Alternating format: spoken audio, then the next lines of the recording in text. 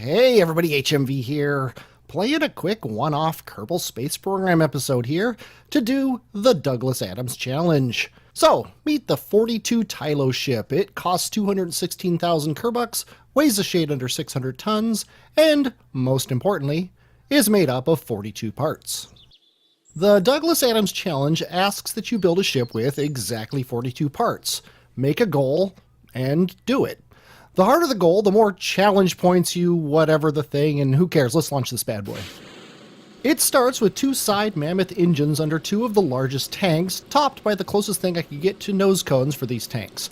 I could have used an adapter and an actual nose cone, but that would have made the ship 44 parts now, wouldn't it? After a fairly aggressive and forced gravity turn, at 10 kilometers I kick on the Rhino. It's a space engine, so I didn't want to use it on the ground, but I found that once you're above 10 kilometers, you're basically in space as far as engine efficiency goes. The fuel in the side tanks also feeds into the center tank through the decoupler, so when those side tanks are done, I kick them away. Then I burn my apoapsis up to a nice even 100 kilometers. Once in space, I toss the fairings to reveal the ship. It's mostly a simple asparagus stage lander on top of a crazily overbuilt transfer stage. I decided to leave some fuel in orbit of Tylo to make the lander a bit lighter, and figured if I was already doing that, why take that parachute all the way down and back? Other, of course, then it'll be a huge pain to reattach it. More on that later. So, at 100 kilometers, I circularize. Then, using the transfer window planner, I get a time for departure. I add a Kerbal alarm clock entry. Then, using Precise Node's ability to enter numerical data into a node, I put the time and delta V from the alarm clock entry into a maneuver node. Now, that time isn't exactly correct. I need to be facing the right way, so I zoom out to see the entire solar system. You can see here that the burn is almost in the exact wrong direction. So I move it forward half an orbit using Precise Node's fine controls. Much better. Now, I just need to tweak it a little to get an encounter. And then fine-tune it a little to make sure we're close to exact. Instead of changing radial here, I'm changing the time of departure. Radial burns for ejections are bad when you can get them for free by adjusting your time. And half a year later, we do the burn. It goes as expected. And we get our encounter, which I tweak a little, but don't worry about too much. We'll fix the rest of it in a mid-course correction later. If your ejection burn is a sledgehammer, the mid-course correction is a scalpel. My goal here is to not just get a perfect encounter with Joule, but also with Tylo. So first, I want to come in on the side of Joule, so I'm going the same way as Tylo. Then, I want to lower my trajectory, so I'm coming in the correct plane. Here I'm using radial and prograde to change the left to right aim, and normal to change the up and down aim. Once I've got myself in about the right place, I set Tylo as a target to see how close I am to meeting it. I'm about as far away as I could be, it seems. No problem. I'll just alternate between changing prograde and radial to change the time I arrive while not changing the location where I arrive. Boom, got it.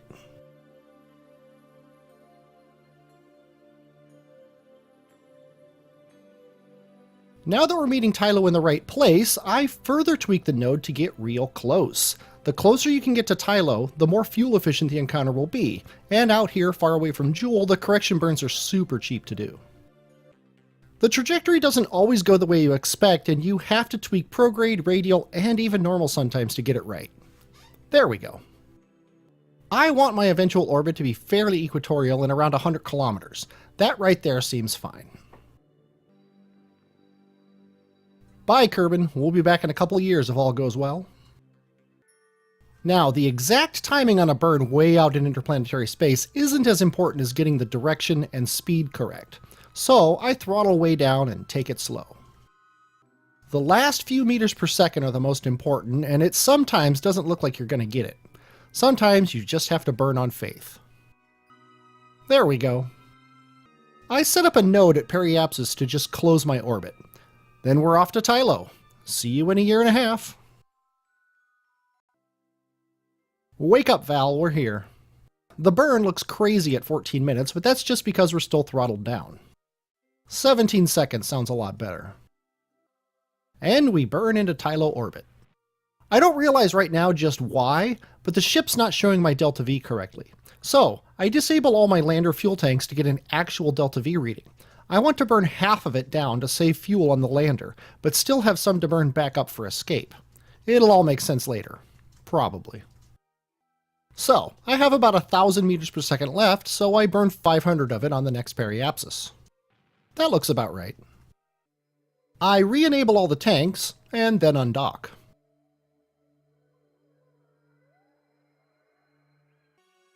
Next orbit, I'll burn down so I'm close to the surface on the next sunrise, so I have plenty of orbit to slow down and land in daylight. 7 kilometers ought to do it. Of course, the orbit stage is directly behind us. I'm sure it'll be fine. I mean, space is big, as Douglas Adams himself said. It is vastly, hugely, mind-bogglingly big. But it really does look like we're gonna... Okay, we're fine. Wow. So we then warp to periapsis, flip the ship around, and burn. There are several important things to watch for here, other than, of course, the ground. Which is important to watch for because if you forget about that, it can really put a damper on your day. But in addition to fiery death from hitting the ground, you need to watch your vertical speed. If you don't have Kerbal Engineer installed, the little dial at the top of the screen shows your vertical speed.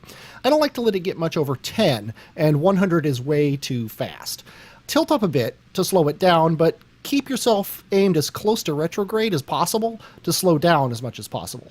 By burning off prograde, you're basically trading a little bit of fuel efficiency for, well, not dying. Just to put this into perspective, we are currently racing over the ground 6 kilometers below us at 2 kilometers per second. If we were going straight down, we'd hit the ground in 3 seconds. Now, if you do have Kerbal Engineer installed, like I do, that dial is inferior to the vertical speed readout that tells you exactly how you're doing. As soon as the side tanks are empty, I toss them. And finally, 2 kilometers off the ground, we come to a stop. I set it up so I'm falling straight down, and now it's time for the Better Burn Time mod to shine with its suicide burn counter. I find that you want to start burning when the impact timer is almost but not quite half the burn timer. It's a bit of a slope and we're coming in a bit sideways, but I'm sure it'll be okay. Oh, it's fine, we landed. With no ladder, I'm not going to risk getting out, so we just hit the gas and aim right for the 90. Taking off is a lot like landing, only in reverse. You want the majority of your fuel burn to go into getting you going sideways, burning up only to make sure that you don't hit the ground. In any case, we eventually run out of fuel in the side tanks, so I toss them aside. Nothing shows the tyranny of the rocket equation quite like the realization that this ship here has more delta V than the entire launch stage on the launch pad. Anyway, I get my apoapsis up to 100 kilometers. Then, once in orbit, fix my tilt relative to the orbiter. Then do my encounter burn. And eventually get back. No monoprop docking is generally pretty easy if your craft is maneuverable enough, but it has its drawbacks. Oh, now that's interesting. Seems like those trusses aren't actually things. And there. I pump fuel into the ship, as it's also the return ship. Then I check out our transfer window and find out that it's now. We want Tylo over here when we eject so we can use its orbital speed to help us. After a lot of tweaking, I finally get a nice looking transfer. Except Kerbin's on the wrong side of the sun. Whatever, let's just go. So, when the main ship runs out of gas, I detach. And I'm out of gas. What the what? I double check and the port was set to disable crossfeed, so I call shenanigans and reload my quick save. And this time I disable the tank. So then I burn, undock, flip, enable tanks, and burn again. There, encounter with the orbit. And a tiny little burn in sun orbit to encounter Kerbin the next time around. Bye-bye, Tylo, and bye-bye, Jewel.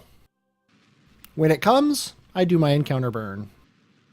Then I tweak a second mid-course burn to come in low to Kerbin. And about now is when I come to the realization that many of you already had. I left the parachute back on the main ship. Okay, no biggie. This is version 1.4 and we don't need no stinking parachutes. I get my encounter, then set up a node with the amount of delta V I have left in a retrograde burn. I move that node around until its resulting periapsis is reasonable. After all this, it's going to be a pretty sedate reentry from a fairly low Kerbin orbit. And hello again, Kerbin. Has it really been almost a decade? I start the burn. And when it ends, we're a little higher than I'd like. I wanted my periapsis around 40, but it's actually 42. Seems appropriate, I guess. Oh well, it may take an extra pass, but we'll still come down. La-di-da, temperature warnings. And, as expected, back into space. Okay, this time we're coming down for sure. By tilting upwards, I was actually able to not just arrest my downward motion, but reverse it. Val hops out, and man, that capsule is hot. And you can pretty much guess the rest. It's fun with shoots from here on out, and Val comes down for a successful landing. I hope you enjoyed watching this. I definitely enjoyed playing it. I'm HMV, and I will, as always, talk at you later.